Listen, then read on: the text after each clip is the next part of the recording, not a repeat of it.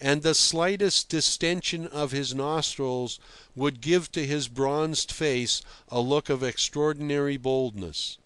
This was the only play of feature of which he seemed capable, being a Southerner of a concentrated, deliberate type. His ebony hair curled slightly on the temples. He may have been 40 years old, and he was a great voyager on the inland sea. Astute and ruthless, he could have rivalled in resource the unfortunate son of Laertes and Anticlea. If he did not pit his craft and audacity against the very gods, it is only because the Olympian gods are dead. Certainly no woman could frighten him.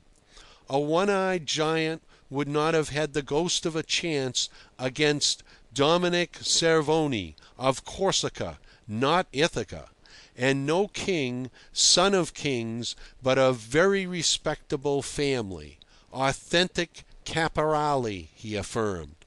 But that is as it may be. The Caporali families date back to the 12th century. For want of more exalted adversaries, Dominic turned his audacity fertile in impious stratagems against the powers of the earth, as represented by the institution of custom houses and every mortal belonging thereto, scribes, officers, and guardacostas afloat and ashore.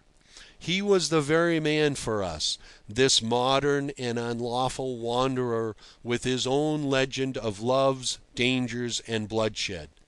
He told us bits of it sometimes in measured, ironic tones. He spoke Catalonian, the Italian of Corsica, and the French of Provence, with the same easy naturalness.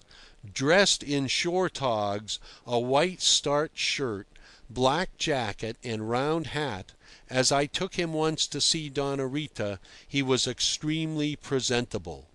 He could make himself interesting by a tactful and rugged reserve set off by a grim, almost imperceptible playfulness of tone and manner. He had the physical assurance of strong-hearted men.